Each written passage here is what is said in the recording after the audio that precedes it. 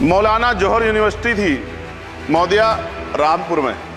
आप शिक्षा की बात करते, जो शिक्षा को बढ़ावा दिया आजम साहब, आप देखिए राजनीतिक कारणों से जेलें बंद कर दी हैं और किस तरह का उनके साथ में अत्याचार हो रहा है। मैं मांग करता हूँ राजनीतिक कारण छोड़ के उस यूनिवर्सिटी को बंद करने का लक्ष्य सरकार का ये गलत है। इस तरह से आप नहीं रोक सकते हैं कि सभी नेताओं के, सभी कर्मचारियों के और जितने भी सरकारी लाभ लेते हैं सबके बच्चों को सरकारी स्कूल में पढ़ाया जाए। प्राइवेट में नहीं घुस सकते हम लोग। बाबा साहब अम्बेडकर को मैं याद करता हूँ, आज महाराज ज्योतिबा फूले और माँ सावित्रीबाई फूले को याद करता हूँ मैं आज। माननीय सदस्य चंद्रशेखर जी। धन्यवाद सभापति महोदया, आपने मुझे बजट में शिक्षा के अनुदान पे बोलने का मौका दिया, इसके लिए मैं आपका आभारी हूँ। अच्छी बात यह है कि शिक्षा मंत्री जी भी यहाँ मौजूद है, क्योंकि जवाब तो उन्हें ही देना है।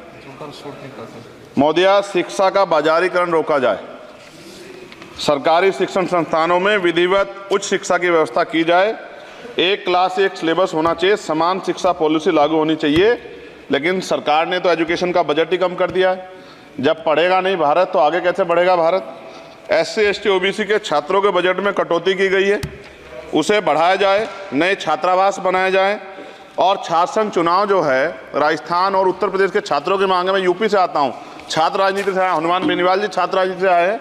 हमारी ये मांग है कि छात्र संघ चुनाव बहाल कराए जाएं, जिससे कि गरीब किसान का बेटा भी नेता बन पाए, अपने हकों के लिए लड़ पाए। SC ST के उच्च शिक्षा के लिए विदेशों में पढ़ने की व्यवस्था कराई जाए, जिसका अभी आंकड़ा बहुत कम है। साथ साथ मेरे लोकसभा क्षेत्र नैटौर में और नजीबाबाद में गवर्नमेंट डिग्री कॉलेज बनाया जाए, सहारनपुर में डिग्री कॉलेज बनाया, भागोवाला में कन्या इंटर कॉलेज बनाया जाए, उसकी जरूरत है। नगीना लोकसभा क्षेत्र के में नए कॉलेजों विश्वविद्यालयों की स्थापना की जाए, साथ ही IIT और IIM की स्थापना की जाए। IIM में आरक्षण की व्यवस्था लागू करा जाए। हमारे साथी कह रहे थे करवानी चाहिए इनको, इनकी इच्छा है और होनी भी चाहिए।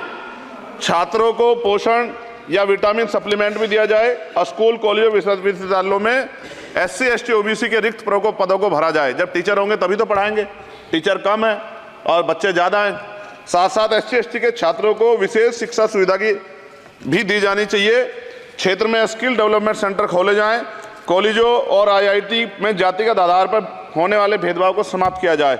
बहुत बच्चों की जान चली गई, सब ब्रिलियंट थे, लेकिन इस पर कोई काम नहीं हो रहा। हमारे क्षेत्र में नवोदय विद्यालय स्कूल, केंद्रीय विश्वविद्यालय, नेशनल बाल भवन, मिलिट्री स्कूल और सैनिक स्कूल की स्थापना हमारे क्षेत्र में, ग्रामीण क्षेत्र है वो, हमारे क्षेत्र में टीचर ट्रेनिंग सेंटर खोले जाएं, जिससे शिक्षकों की कमी दूर और बेरोजगारी भी घटेगी।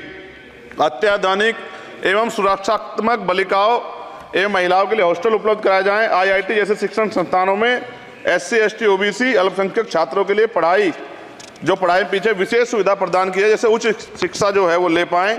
कक्षा 1 से 12 तक के छात्रों के नया पाठ्यक्रम शुरू किया जाए, जिसमें संविधान की प्रस्तावना को उल्लेखित मूल अधिकारों की शिक्षा दी जाए। देश में लोग जानते ही नहीं कि उनके अधिकार क्या और कर्तव्य क्या, क्योंकि संविधान पढ़ाया नहीं जाता। स्कूल में जाति सांप्रदायिकता और छुआछूत समाप्त करने के लिए विभिन्न गतिविधियों के माध्यम से शिक्षा दी जाए और खेलों को बढ़ावा दिया जाए, क्योंकि ग्रामीण क्षेत्रों में ग्राउंड ही नहीं है, स्कूल में स्पोर्ट टीचर ही नहीं होता है, तो उनका शारीरिक विकास होगा। मिड डे मील में भोजन गुणवत्ता में सुधार किया जाए, क्योंकि दूषित मिड डे मील खाने से बच्चे बीमार हो रहे हैं, अक्सर अखबार में खबरें आती हैं। हमारे साथी नागौर सांसद हनुमान बेनीवाल जी कह भी रहे थे, इनकी भी मांग को माना जाए। जिन लोगों ने घोटाला किया उन पर जो है जांच हो, उन पर मुकदमा हो।